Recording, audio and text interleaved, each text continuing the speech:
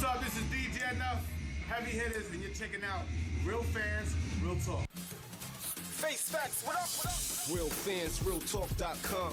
Where Arthur Diamonds, Trip Young, and intern Tom. For the white and black fans, Asia to Manhattan. I get all my facts from my bro, Mark the Stats Man. If you're not tuned in, I recommend the CAT scan. And if your brain checks out, then you deserve a backhand. Sports, gossip, all the hot topics. Real fans, realtalk.com got it. They got the hottest bloggers. Is Jeremy Lin hurt? Well, log onto the site and you can hear it from them first. I'm talking about the latest. I'm talking about the greatest. Go check out the archives. Even tell a neighbor. Tell them Bobby sent ya. From spring to winter, tuning in should be the only thing on your agenda. Certified cosign, you know what I'm about, son. Real fans, realtalk.com. I'm out one. Real fans, real talk. Real fans, real talk. Real fans, realtalk.com. Real fans, realtalk.com.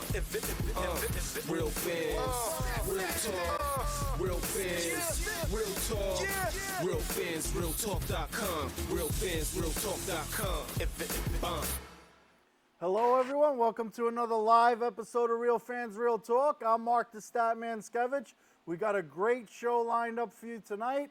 NBA action returns after NBA All-Star Weekend. But before we get into all the sports topics, let me introduce my co-host, the one and only Trip Young. What's going on, Trip? What's going on, Stat Man? It's good to be back. Anytime I'm here in front of these cameras, I feel real good. Beautiful, beautiful weekend, All-Star Weekend for you lovebirds out there.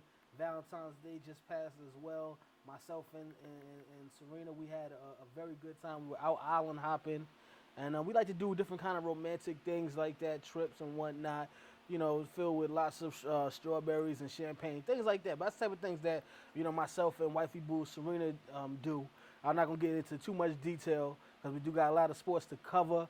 But before we jump into the sports, let me just shout out my bro, Sean Fontaine, who's not on the set with us this week again. He will be back very, very soon. Don't let the man get you down, brother. Do not let the man get you down. With that being said, Stat Man, take it away. All right. Before we can get started with the sports topics, there's something that has to be done. I don't want to do it, but you know, you didn't win shot for shot, and what we do on the program, if you lose shot for shot, which we're going to have again later on the program, a little competitive battle in sports topics. If you lose, you have to wear team apparel of a team that you hate the following week. Unfortunately, as a fellow Yankee fan, I don't want to have to do it, but Trip, you got to put the hat forward. So and, I gotta turn it around. Have that shame going on there with the Boston Bum Sox. I was feeling like a b-boy, like back in the '90s with my hat backwards like that, man. Yeah, well.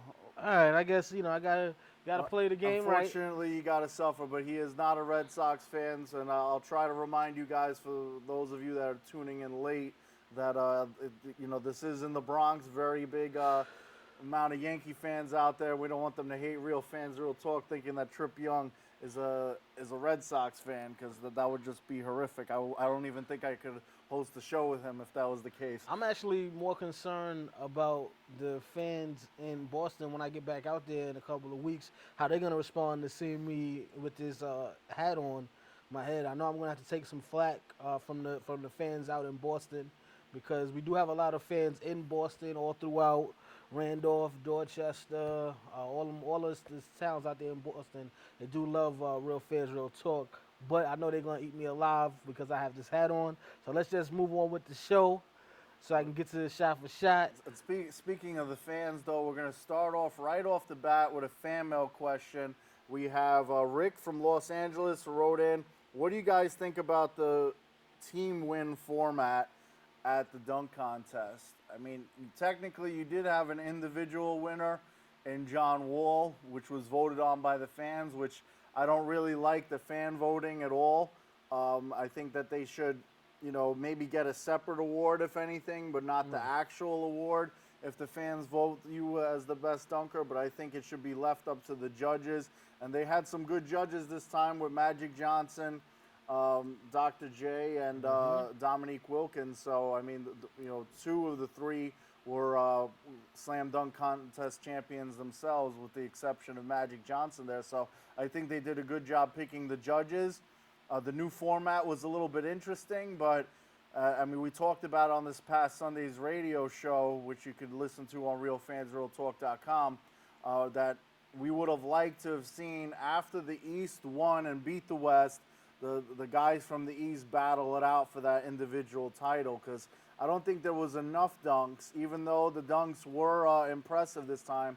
You had of course, the props, getting Drake involved, and then you got Shaq involved, sitting in a throne, dunking over him. The John Wall dunk, very impressive, dunking over the mascot and then pumping it and dunking it backwards.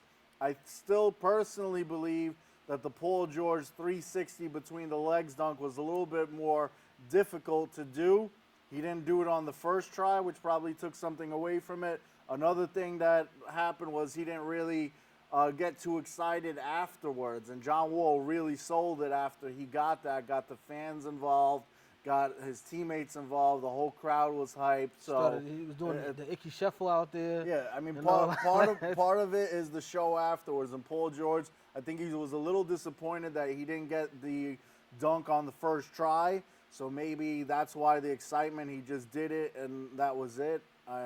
He ended up getting the elimination round, the one-on-one round, beating the West with his dunk, as all the East members did. But, I mean, what's your take on Rick's question? Yeah, I thought, let me first say this, because I thought the dunk contest was definitely an improvement from last season. I'm cool with the team format. You know, the freestyle round was good. I thought that was good. Then the head-up round was good. The only part that I have, a problem with is the fact that I'm not with a team winning the dunk contest. I just thought that was corny. I want to see one individual. I mean, we know the East won. They got the $100,000 for their, charity.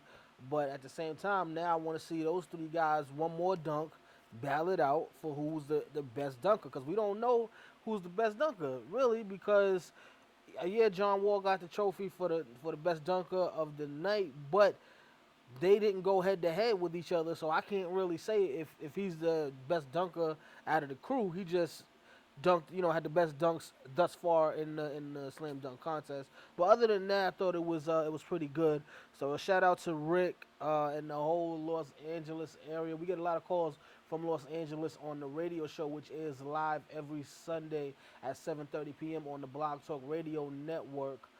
So definitely, guys, if you haven't checked that out, please do, and subscribe to us on the Blog Talk Network. And then also hit us up on Twitter at Real Fan Talk, Facebook, facebook.com/RealFansRealTalk, because we're going to be talking about this for a couple more days at least. But shout out to John Wall for winning that, and shout out to the East, because I was pulling for the East, and the East took the game as well. So I think strategy-wise, like Damian Lillard in the freestyle round, he did that between the legs dunk, which was very impressive, the best out of the freestyle round, especially with someone his size being able to do it. And then they didn't even get the victory in that round on top of it, and that just completely went to waste, because I think if he would have done that in the elimination round, he would have probably beaten, I think, Ross is who he was paired up against in that one. Yeah. And, I think he would have probably taken at least one of the points instead of the East just completely running away with it. What do you think? Do you think that the guys were kind of confused as opposed to the format where, that they really didn't have a good strategy of what dunks to use when? Yeah, I would say so, because you don't want to waste the best dunk on the freestyle, since either way everybody advances anyway to the next round. So you might as well have just saved it, for the heads up round. Well, it's an advancement, but at the same time, there is charity money at stake, for the winning team that wins that round too. So, but at the same time, it seems like the judges fared the East more because of their teamwork and how they were getting all three players involved in certain dunks. Double alley-oops and whatnot. Off the shot clock and everything. So I think that was key. So next year, if they keep the same format or similar format and add the suggestion that we were saying with the final round to determine the individual champion, then maybe the contestants will know a little bit more strategy-wise on how to do that. Speaking of strategy, one of the things I personally liked, one of the big changes, is the three-point contest, with the addition of the money ball rack, and that is something that you need strategy for as far as where do you put it? Do you put it on the corners, which a lot of three-point shooters say the corners are the easiest shot, a little bit less of a distance. Some people just like the straight shot, even though it's the longest distance. Some people like the side shot, and the champion, Bellinelli from the Spurs, decided to save the best for last, as apparently it seems to be that was his spot, and it ended up working for him. Yeah. Bradley Beal ended up tying him by hitting his entire last rack, but it wasn't the money ball. So what do you think of, I know we touched on the radio show, but for our TV fans out there, what did you think of the new addition of? I loved it. I really loved the money ball rack. I think it adds a whole new dimension to the three-point shootout. You know, Bellinelli and Bradley Beal, they definitely went at it. You know, Bellinelli came out victorious with that one, and I think that's going to propel him into the second half of the season, which is good because they're dealing with some injuries over there in San Antonio. Tony Parker is going to be out indefinitely, so they're definitely going to need that boost morale from Marco Bellinini. What did you think? I mean, did you think that there was enough of a chance with the guys with the format of the three-point contest, though? Because if you have one bad outing, you're pretty much out of it. So. That's what it is. You can't have no bad outings. I mean, I like it. It increases the level of play. You know you can't mess up because you know one like you said, one bad outing and that's it for you. So you gotta be on point. I think it should have been a little bit different. I think it's only one from the East and one from the West. So essentially, there's only 2 rounds. Beal ended up making it like a little bit of an overtime thing, but. So we got to see that. Yeah, would have liked to see it last a little bit further, maybe 3 rounds at least. Yeah. But I mean, we ended up getting 3 rounds. Yeah, we of still overtime, exactly with the overtime, but it might not necessarily be that way next time. One of the things that I mentioned on the radio show, this does kind of change the record books a little bit because you do have, you know, the fact that there's 4 extra points on the board with the addition of the money ball rack, so you can't really compare it to previous records if the record's broken. Because of the money ball rack, unless you're beating the record by more than 4 points. Consecutive shots the made. Number of balls made you could do. I mean, there was always at least one money ball back then. Yeah. So consecutive shots made, like with Hodges, back when he ended up, I think, 18 consecutive 3-pointers in a row. So there's still some things. It's definitely. I definitely like it overall. I mean. The stat man and everything, the records are great and everything, but adding that little excitement, adding that strategy to it, it's definitely something. I like the effort that the league put into the All-Star with changing a bunch of things around. It was a good start for Adam Silver and his first All-Star weekend as commissioner. I thought that things went very well. Nothing but excitement throughout. You know, like I said, I might have like to see another round with the dunk contest. You might have liked to see an extra round with the 3-point shootout.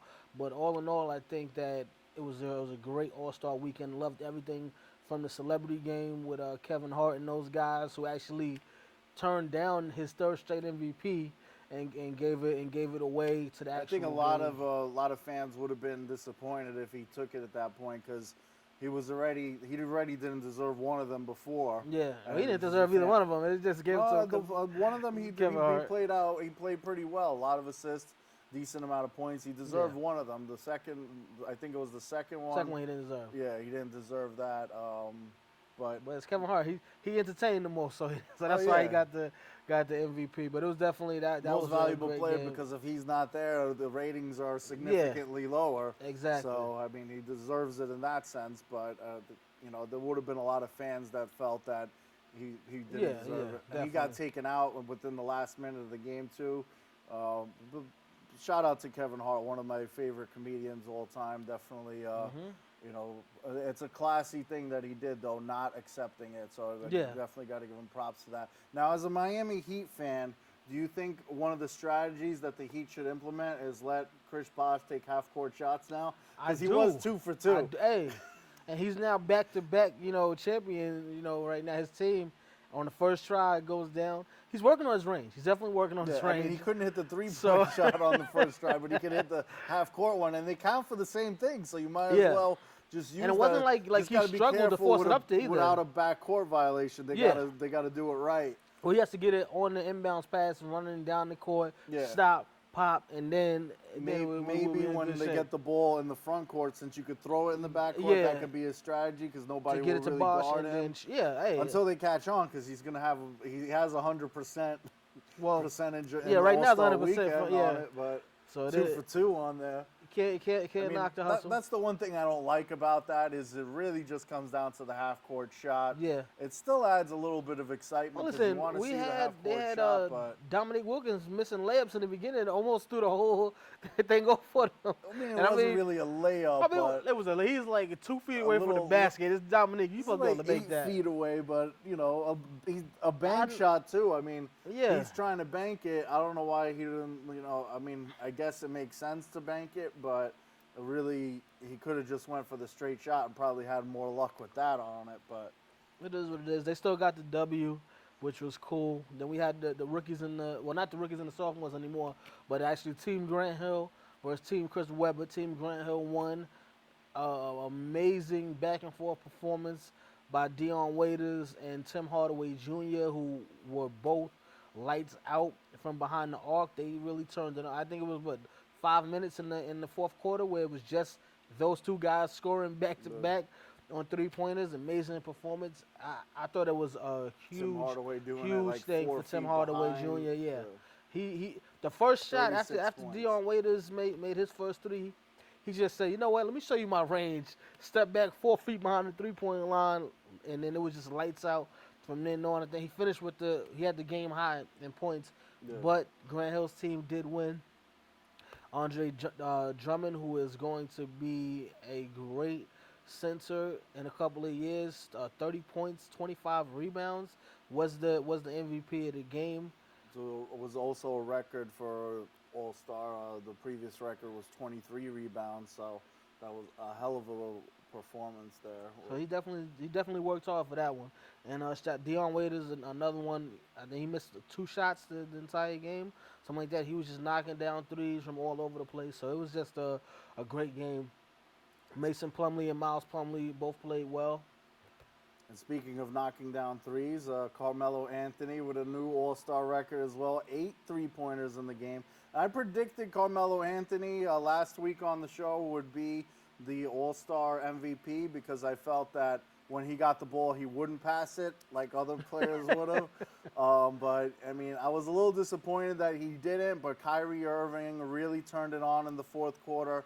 He kind of took the game in his hands because passing it to LeBron just made LeBron chuck things up and miss. And the East would have lost if it wasn't for Kyrie Irving taking control of the game. So, but you can leave that to LeBron James doing things like that. So, Well, I mean, LeBron was also guarding centers, and I think nobody else on the team yeah. was guarding centers, and he set the tone from the beginning. well, that's because the format having a front court and back court, you don't even have a power forward in Yeah. the starting lineup, But nonetheless a who center. else? Who but else out of everybody that started in the East was going to be able to even What does his defense have to do with his offense, come though? close to that? Well, he was had to work harder. He was working on both ends of the court trying to guard the 5. But I mean, he still finished with 22, 7, and 7. Yeah, but So- he was like 4 for like 90 or something like that. Well, I don't know if it was that, but as all that matters really is his stats when the playoffs come around. This is true, but If the Knicks make it there, you can tell me about Carmelo's stats then. yeah, I'll do that. He was 8 for 12, by the way, on Carmelo was 8 3-pointers. for 12. on 3-pointers. What's the team's record? Does the team have more wins than that at least? They have more than 12 wins, or I'm not sure. I gave up I on think it they on have checking. combined like 20 wins. Or 21. something Okay, like so it's that, a combined. Okay, yeah. because I lose track after a while with the Knicks. I stopped looking to check because they do so poorly. You add the 8 made and the 12. And the 12 together, that's the 'cause- amount of yeah. wins that the. Okay. Yeah. No, listen, I can understand it's that. I an mean, they're awkward only in format, what, but- 11th place right now? And it's in the East, so anything's possible, right? Yeah. I mean 10th place, but who's counting? Oh, excuse me. So, whoa. Excuse It's me. not too far 10th away place. from not only, I believe they're a little 8 games behind Toronto now. Toronto's really, Toronto's been playing good. Kyle Lowry has stepped it up. DeMar DeRozan playing great. Terrence Ross is starting to develop. That trade sending Rudy Gay out to Sacramento is looking like it panned out for them. How good they'll be, I don't know. I don't feel like they'll go deep into the playoffs. But if they hang on and continue to play at the level that they're playing, they'll at least get a spot on the team. Real quick with the All-Star game before we move on to other sports topics. The West has won the last 3 before this year. If there was a healthy Kobe Bryant who really takes the All-Star game seriously, do you think the West would have won? I mean, it's possible, but you know what? Kyrie Irving was not letting the Eastern Conference lose that game. Somebody was going to have to guard him, and it wouldn't have been Kobe that would have been guarding him. Yeah, I think he would have still did what he did, which was basically breeze through the defense whenever he wanted to, shaking and baking. As my man Ricky Bobby would say, he was just all over the court. Melo would have still shot the way he shot because, again, there's no defense. So I thought he would have did well. So I think the East would have still pulled it out. Kobe would have probably tried to jack up a lot more shots, taken away from the performance of that Blake and Kevin Durant had for the Western Conference. Blake, who also set a record for field goals made with 19 in the game as well. But I think the East would have still got it. The East was due. It was time for the East to come back and get it. Yeah, I mean, a little bit of biasness because we are both fans of the East because we live out there, so don't go there, like Biggie would say. Exactly. But what Kyrie Irving did take a lesson from the veterans on there on how to lift the MVP trophy because he was holding it and like, no, you got to lift it up. And then he's like, oh, okay. Well, it's kind of speaking of Ricky Bobby, it's like when he was on his first interview, he's like, what do I do with my hands? I don't. So. Now, at least he didn't drop the trophy, whereas you had in the Young Boys game, you had the vice president of was BBVA who drops the MVP trophy and breaks Andre Drummond's MVP trophy before he can actually even hoist his trophy up in the air. So at least it wasn't dropped. They have enough money to get one, but I mean, it's the principle of the thing. It just doesn't look good on the stats. You know, definitely not. That's a huge turnover. And then the not top 10. Exactly. Tim Hardaway Jr. Took the mic to say. So it's definitely. But again, the whole weekend was great. Basketball. We're getting into that second half of the season. The trade deadline is approaching. So it's gonna be good. The Lakers are still trying to make that move for Gasol. Again, the Nets are trying to move Reggie Evans and Jason Terry to bring over Marcus Thornton from the Sacramento Kings. And the Forbes list is out. The new Forbes list of NBA players and their endorsements. And number 1 with a bullet is my man King James, your favorite. You just wouldn't understand. It's a LeBron thing. He's up there first. Favorite to hate. With $42 million. And surprisingly, Kobe Bryant, who has not played more than 4 games since last season, is number 2 with $34 million, and the rest start to trickle down after that. So shout out to those brand builders who are continuing to bring in the revenue outside of the regular salaries for basketball. And for all you Oklahoma City fans, Russell Westbrook will be back this Thursday when Miami go into Oklahoma to face the Thunder. I'm looking forward to that game. Statman, I know you're looking forward to that game as well. It's going to be a huge game. We get the last LeBron versus Durant matchup before the playoffs start. So whether or not we see Thunder Miami in the finals, we're going to have that matchup right here this Thursday night. So make sure you guys check that out. Yeah, that leads to one of our other fan mail questions. Dale from the Bronx writes in, if Durant doesn't get the MVP this season, will Russell Westbrook be the blame? AKA Russell Chuck Brook or whatever the case may be. I would say yes, but I don't like to say blame because then that makes it a little negative when you say he'll be the blame for it. But I think that Westbrook is going to come back and play ball. He's coming back to do what he does, which is shoot the ball.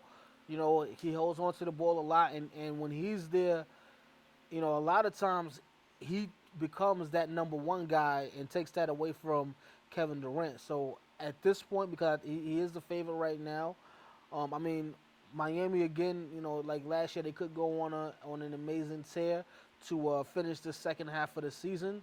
you know, in which case LeBron would probably jump back up there. But I think that Russell Westbrook would be a huge reason, or excuse me, huge factor, if Kevin Durant doesn't get the MVP this Because you season. do look at the stats too, and right now he's averaging over 30 points Yeah. per game. You know that's going to go down if Westbrook is there.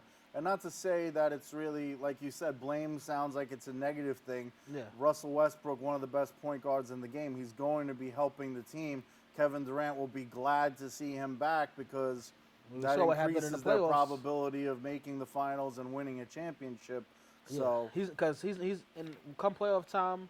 If Russell Westbrook is not there, I don't see things going any differently than they did last season. despite the fact when he that got hurt. without him, they managed to get the first place in Yeah. What the is it? Western Conference. Again, this is regular season, you know, where you're playing everybody in the playoffs. When it's gonna be one team, and this is you're Best record eliminating, in the league, I should say, Yeah. actually. But which is still gonna be crazy in itself because of the way the West is shaping out.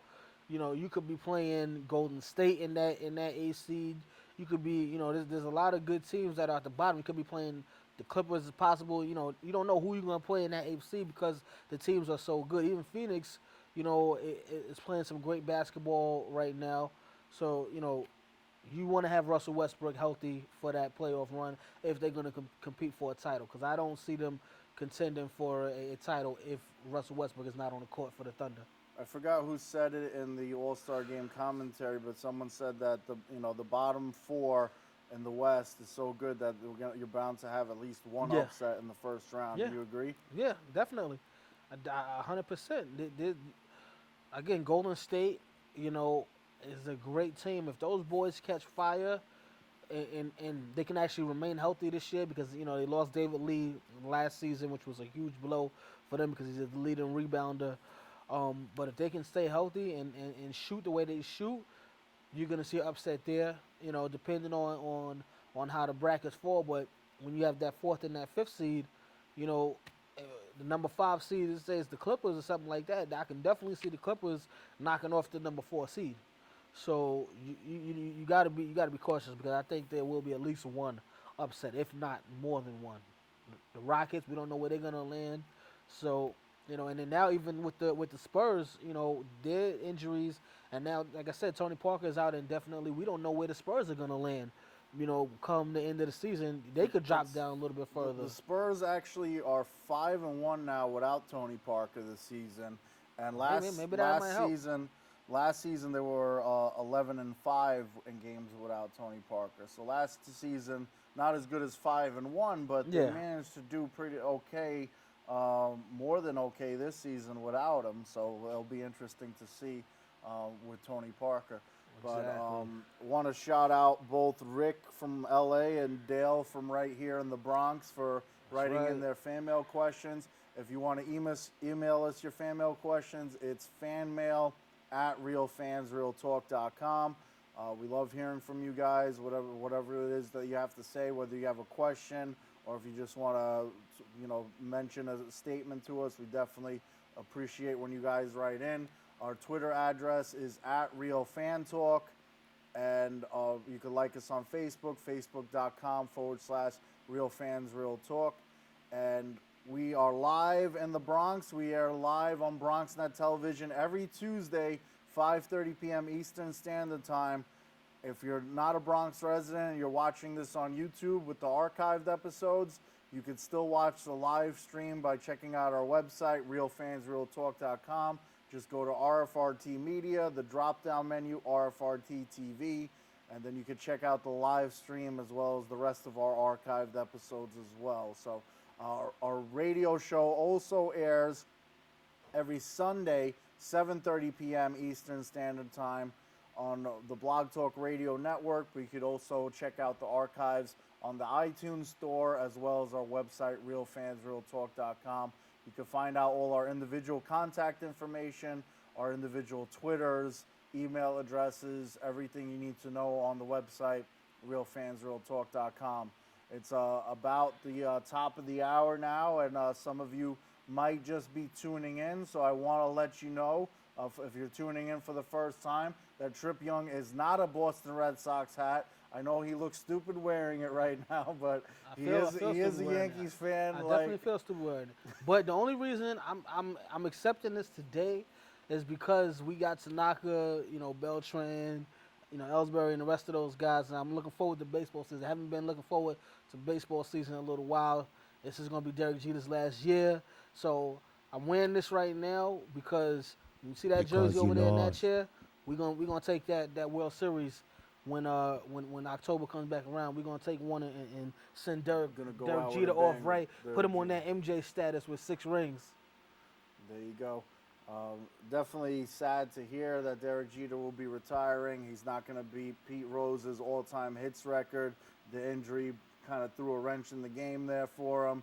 But, I mean, he's pushing 40 now, so it's about that time. Shortstop is a very demanding position. The Wizard of Oz, Ozzie Smith, played the shortstop position until he was 68.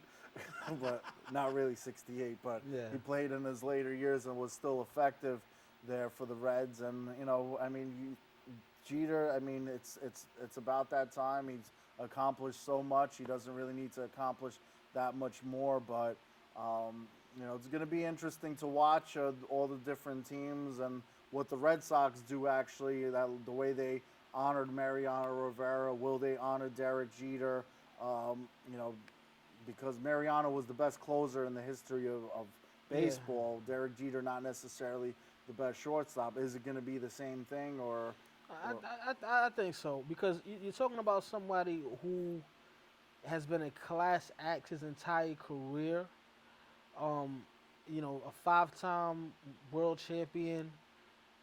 Silver Slugger Awards, Gold Gloves Awards, All-Star. Pretty much almost every year of his career, he made the All-Star team. I'm sure he'll make it again this year, definitely as his last year. But someone who's not been mentioned in anything negative that would dampen, his name, the Yankees' name, or the sport of baseball that, would hurt the integrity of the game, just a class act. Same thing with Mariano Rivera, and he's one of the greatest to play the game.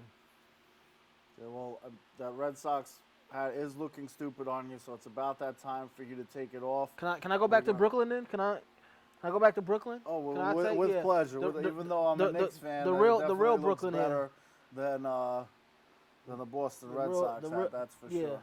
the real B. That's what the B stands for, Brooklyn. So it feels good to get that off my mind, off my chest. I was, sometimes I get claustrophobic when I gotta wear that hat. Almost like So the Hypnotized or something yeah, like the Mad Hatter and or then something yeah, like that. I don't feel comfortable in my own skin when I have to wear that hat. So Does I feel it burn feels your good. head too? It's- Like, yeah, I 'cause think it- sometimes when I have And to wear it, yeah, like and I'm burns working a little on bit. my waves right now, so almost it's throwing me off.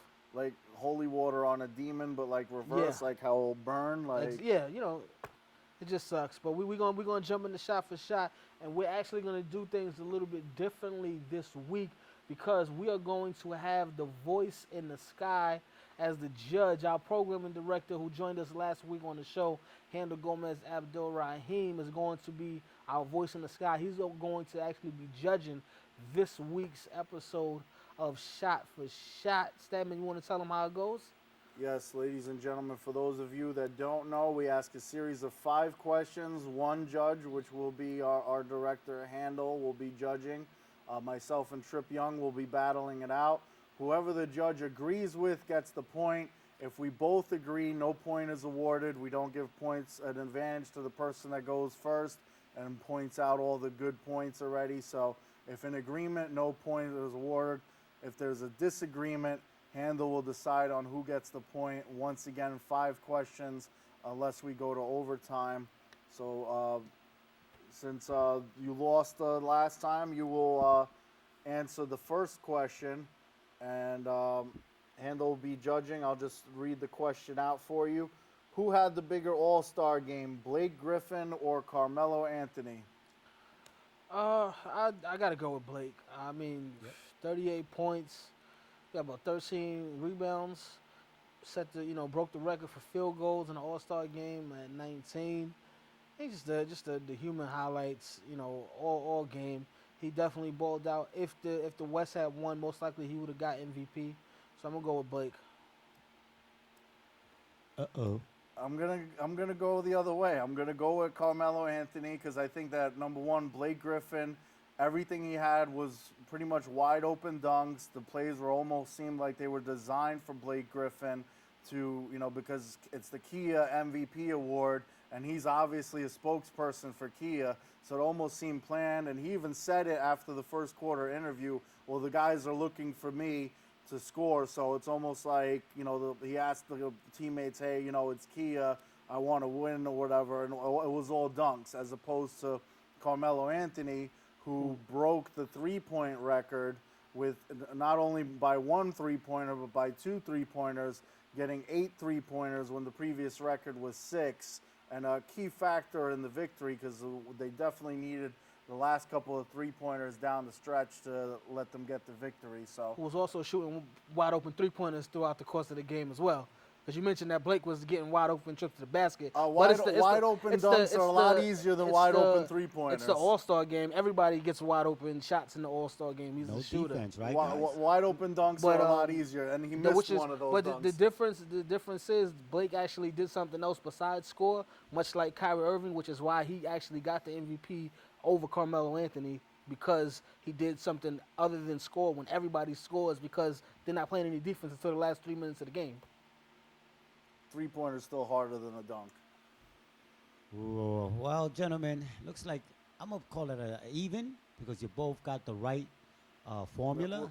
Yeah, Well, there's only a tie if we disagree. Okay, So all yeah. right. Well, you know what it is? They both did well, Carmelo Anthony and Blake. And I think, Mark, since you did come up with the Kia thing, and, the car commercials and all the Blake Griffin stuff, and, it's tough because Carmelo Anthony did play one hell of a game. And, yeah, Anthony is right. Everybody is open, and it's open shots, and nobody does play But until the end three-pointer is harder defense. than a dunk. Right. So, all right. I'm going to have to give it to the New York. I'll give it to New York. Let's go with New York for this one. We'll go with Carmelo Anthony. I'm not much of a New York fan, but I'll give it to Carmelo Anthony for his little hustle. And not only that, I'm going to give it to him also because he's trying to get the New York Knicks. He's going to work for less pay.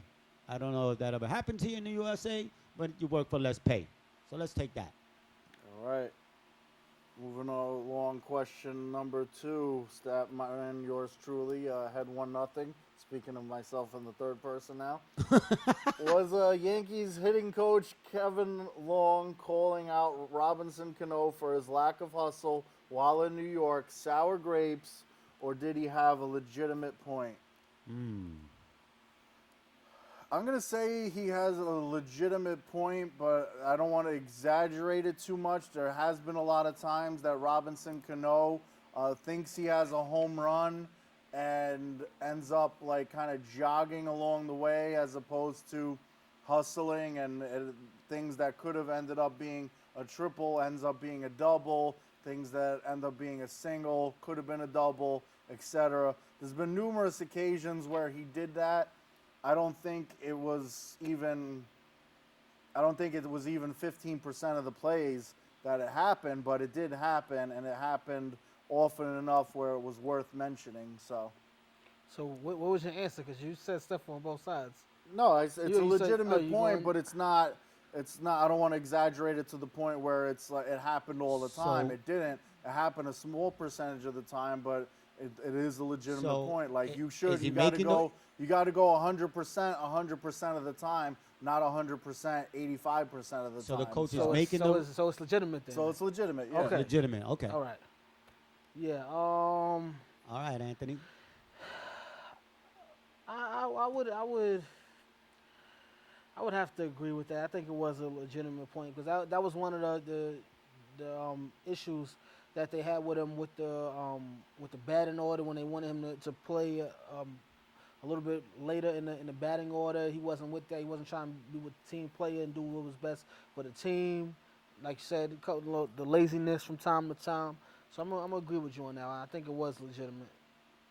Not to take anything away from him, he's still the best second baseman in the league. But Imagine what he could be if he wasn't, with all the antics and all the nonsense. Plus, he's not a Yankee anymore. So yeah. So you both know of you what? guys are agreeing that Yes. No point Yeah, awarded no on point this one. because I agree with it. You know, I've been to the ball games. I've seen that. You know, him just jog, and the guy that's playing behind you on your TV set, you've never ever seen that man jog to first base. He always, no matter what, true. infield, outfield, wherever the ball he hit, he always ran full speed. Even with his injury, with his leg hurt and everything, you know, he could be banged up. But that man, the one behind you, they call the captain, he never took off a day.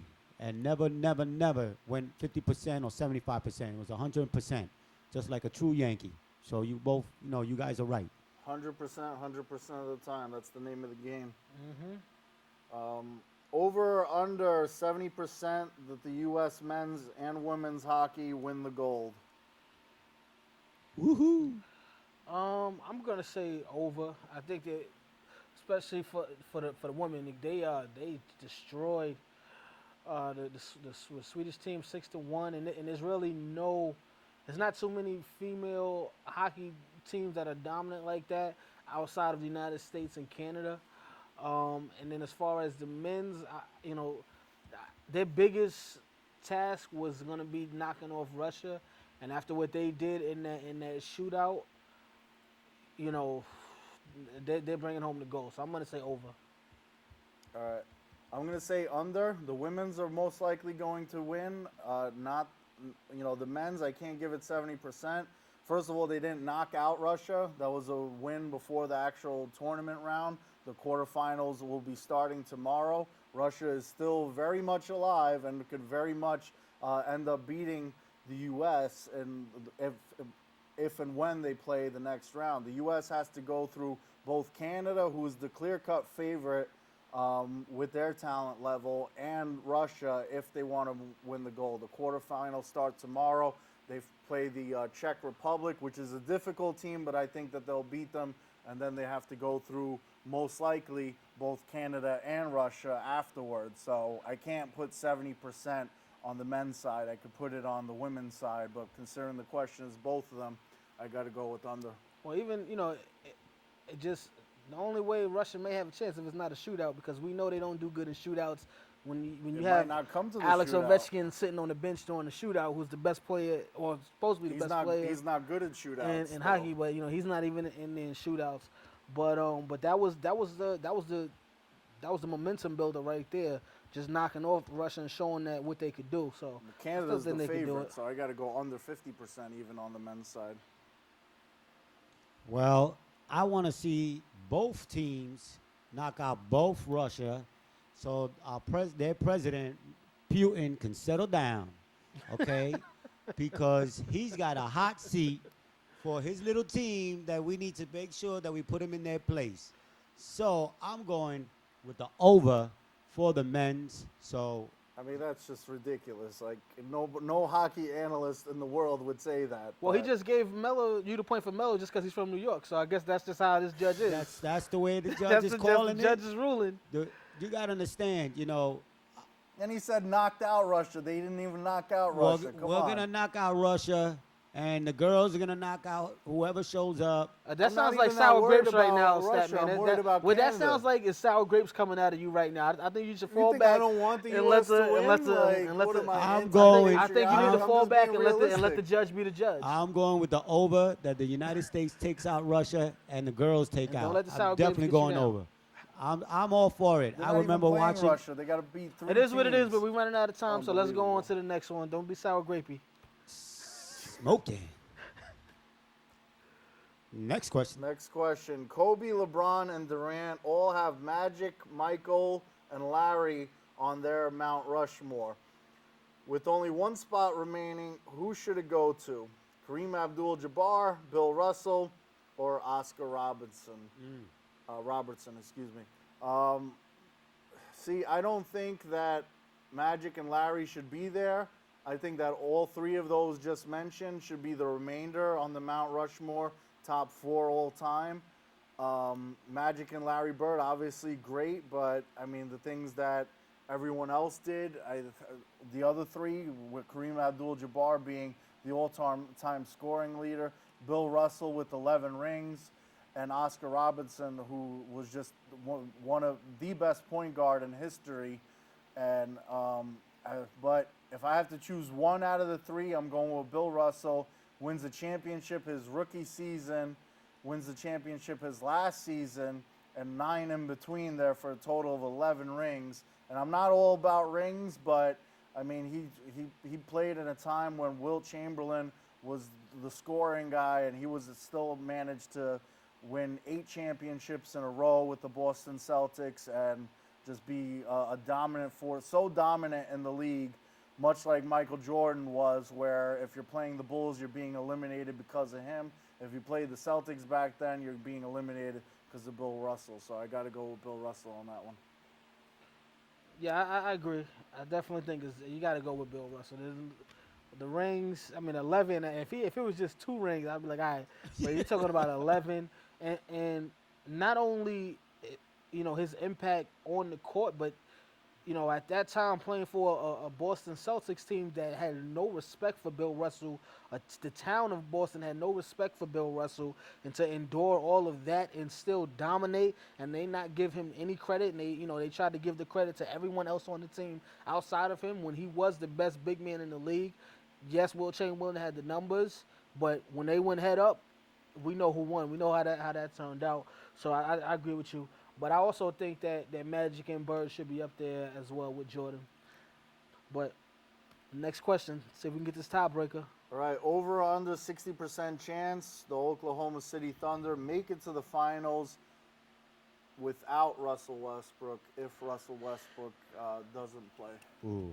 Under. I gotta go with the under. I mean, we saw what happened last season when Russell Westbrook got hurt. Kevin Durant could not do it by himself. Again, it's not the regular season. We're talking about the playoffs when everybody is buckling down and you are playing against the best 7 other teams in your conference. And Kevin Durant by himself in the playoffs is not going to be enough for them to get past San Antonio. I don't know if they could get past the Clippers with the way Blake Griffin has turned it up right now in a 7-game series. Houston is very good, and we're talking about just Durant by himself. I don't know. I'm going with the under. Yeah, it's hard to disagree with that. I mean, despite I think that they could still make the finals without Russell Westbrook, but 60% is just way too high. They have the best record in the league playing this without him for a nice sized portion of the season thus far. And, despite that, like you said, you're playing the best of the best in the playoffs, and it's going to be tough to do. Maybe 35% chance, I would say, but 60% is just way too high for me to take the over on that one. Probably even with Russell Westbrook, I think 60% is just a little bit too high. Yeah, I agree that when you get to the playoffs, it's a whole different ball game. You need everybody, even the guys from the bench. Everybody's got to contribute, and that's a big loss. Russell Westbrook can't make it. It's tough because we saw what can happen last year, like Trip Young said, what was going on, and we all know, once you lose that one guy, look, like the Yankees lost Derek Jeter that one year when he broke his ankle, and the whole morale went down. And they try to do their best, and it happens in any sport. So, I like Durant.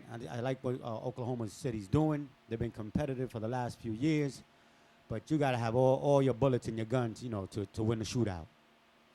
So Handel, what we're going to need from you is a tiebreaker question. Okay.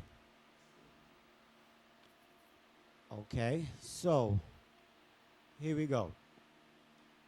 Who do you think will make it to the NBA championship? And why? And Trip Young? What's that song, Statman? No, Statman? Yeah, I'm going to say you're saying both sides. Both sides. What do you see, and who do you see coming out victorious? I see the Indiana Pacers and the Oklahoma City Thunder.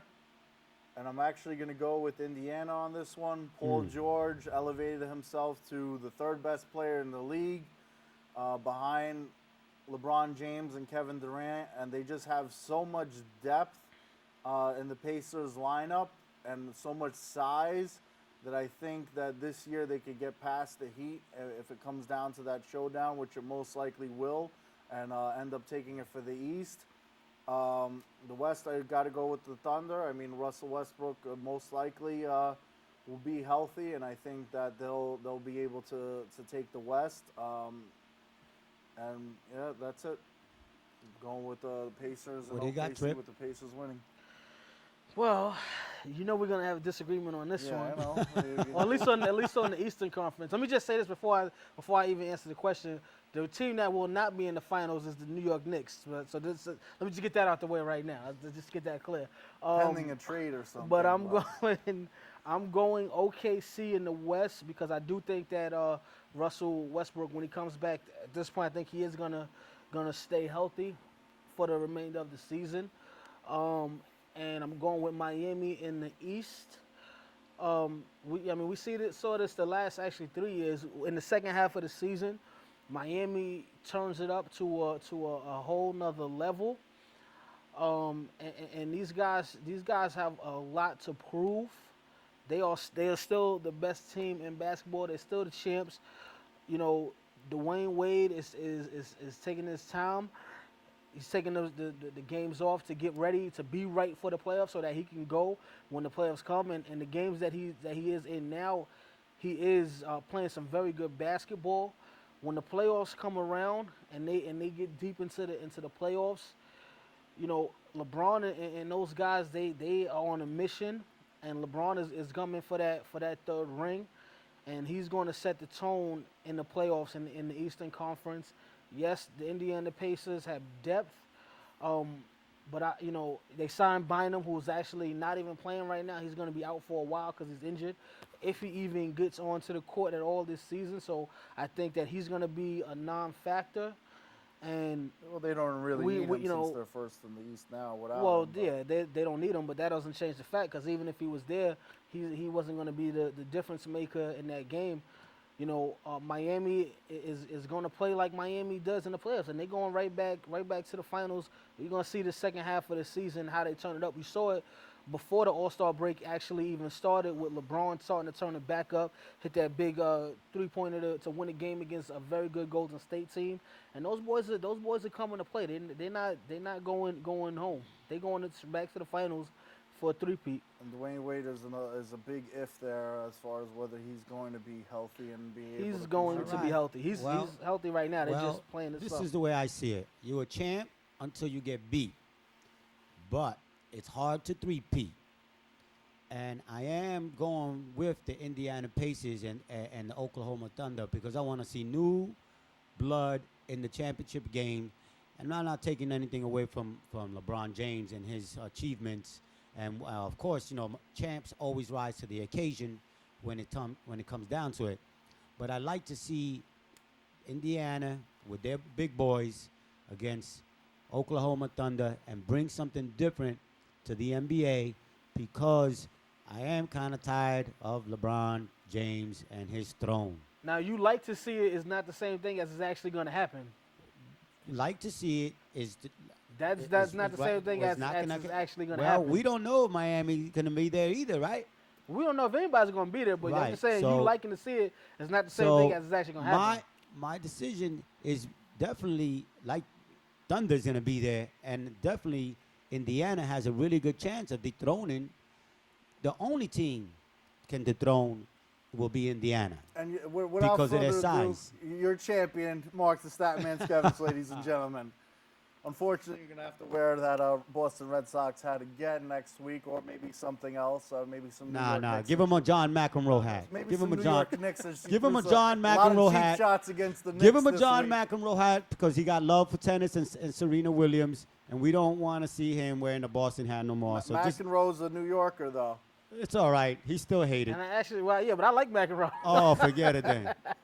So we can't give him a McEnroe hat. Maybe, to Trip Young's credit, maybe Stern's successor, Silver, will, do like Stern did and kind of fix that for How about a golden Dallas boy Cowboy LeBron hat? James We got a Dallas Cowboy hat in the go bag. into the finals again, especially with all the Durant, LeBron James talk. They might want to try to set that up with some of the referees to make that happen. Give so him a- he give- does have that advantage. If they didn't set up Kobe versus LeBron, that's Give him not That's a happening. lot of setting up to do. Like they set it up enough Well, for the I'm talking Lakers about to when, make the when playoffs. LeBron was in Cleveland still. They didn't set it Oh, up for that to yeah. go down. Give him a- They're give not him- going to do that. Trip Young, why don't you wear a Dallas Cowboy hat? But How I mean, about that? that's fine. That's fine. How about that? That's fine. I can. Might I, end I up doing can- New York I Knicks. can So there's do a that. lot of or trash a Met talk on hat. the Knicks How right about now. you know what? So we got to do a tribute for Black History Month. Trip Young, you want to get into that before we wrap it up? Yes, Dominique Dawes, and we're going back to 1996 for this one, guys, showing off her performance in those Olympics when her team took home the gold. That was a huge year for the United States gymnastics, and we're gonna highlight Dominique Dawes. So if we could just go to the video, because I know we're running low on time. Definitely want to get that done, and when we get back, I'll talk to you a little bit more about Dominique Dawes. Very struck. She was watching. She could not get her Just so you guys know. ankle healed fast enough. It's She coming up. thought she would wait until the very last minute, and moments before this competition began, she worked out a little bit in the practice gym, and she and Bella Caroli and Carrie's parents, who were involved in all of those decisions, decided that it wasn't in her best interest that she could do some permanent damage to that ankle, and so she has pulled out. She will leave with, of course, a team gold medal. To her left is J.C. Phelps, and right there in the corner of your screen is Amanda Borden. Those two are training mates along with teammates, and it looks like they're maybe signing an autograph there. Dina Kochetkova 9.80, which puts her firmly in the lead ahead of Gina Gojin. Dominique Dawes with her last chance in these Olympic Games for a medal.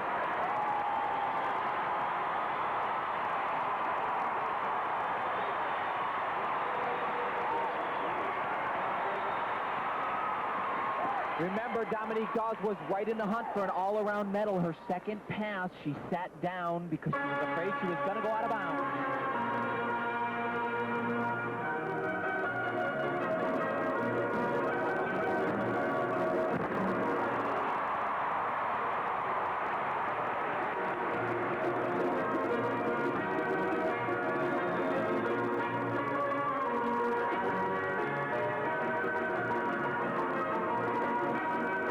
And here is that second pass.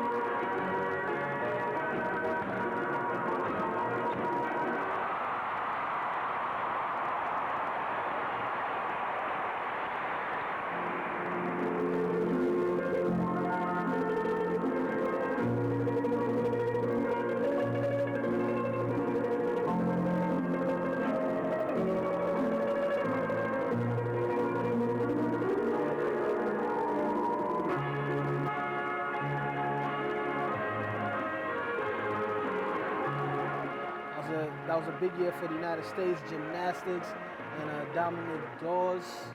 I mean, you guys see what it is. Olympic gold medalist trying to keep with the Olympic theme this week. So shout out to Dominique Dawes, who definitely set the tone in that whole 1996 Olympic team. The beginning of that video showed Kerry struggle with the 1 foot landing. Yeah. Off of the gymnastics. It was one of the greatest moments in Olympic history, actually, how she could make that landing with only 1 foot. That's aside from, obviously, the theme, which is Black History Month, which we're going to be doing all month long, both on the radio show, which airs Sundays at 7:30, and our TV show, which airs live on BronxNet Television every Tuesday, 5:30 p.m. Eastern Standard Time. RealFansRealTalk.com is the website. Make sure you check us out. For Trip Young, I'm Mark the Statman Skevich, your shot-for-shot champion, and we'll see you next week. Thank you all for joining us, and have a good night. Peace.